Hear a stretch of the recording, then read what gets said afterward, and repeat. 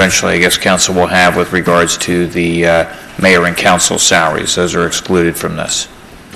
I did want to say that personnel has looked over all the individual salaries, but we're not going to have the ability to have a closed session before before our meeting on the 25th. So I think that will be made available, and I encourage everybody who to take a look at it just to make sure that they're comfortable, and if there's any issues, to flag those, and then we can see about putting together a meeting. But I think the idea was, we don't want to have staff wait any longer than they need to. We're not going to have another meeting until the 25th, but we'd like to be able to vote on it then. It's Okay, part of maybe we could send Has it it been out. through CFAC? Yeah, everyone should have received that in their packet.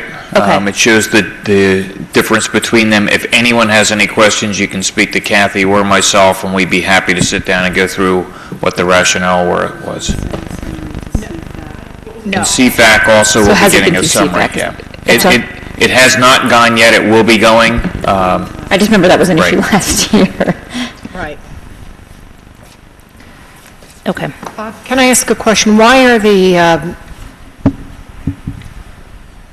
are Class 1, the administrator, why are the administrator and the chief not, am I missing something? The Class 1 and 1A, there's no The range? administrator, we didn't do last year, we didn't do the chief, because when we did last year, we didn't actually have a chief, but the chief has a specific salary. It's not a range.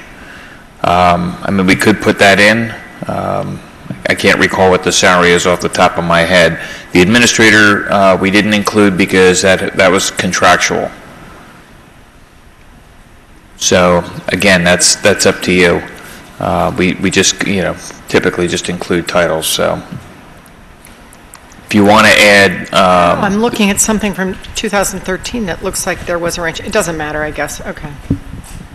And on the number, the second point you make, the administrator, with the approval of mayor and council, may direct payment of additional compensation?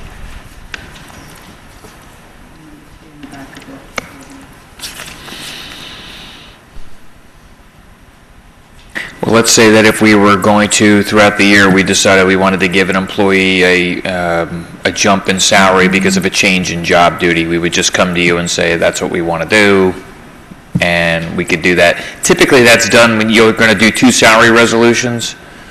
We do one now, we do one at the end of the year that shows the actual salaries of any changes in that. So, there's normally a process for it, so it all ties into the audit.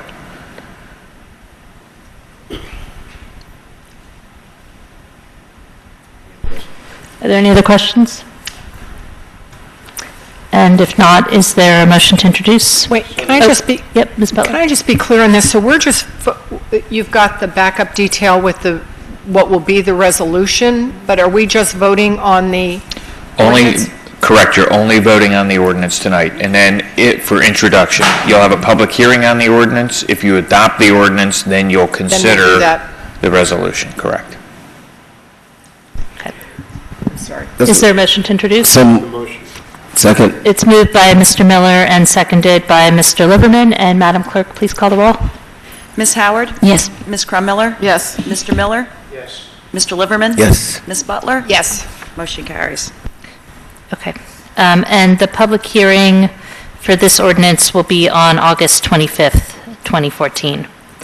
And as long as I haven't skipped anything at this point, now we move on to our consent agenda, which contains items of a routine nature which are approved by a single vote.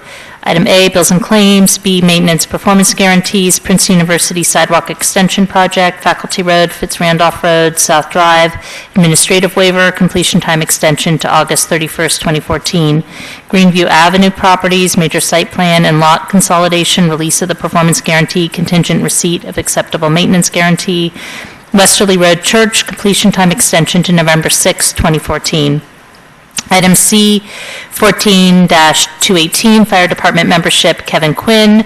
14-219, Fire Department membership, Marco Dracopoli. 14-2020, Fire Department membership, Danielle Choi.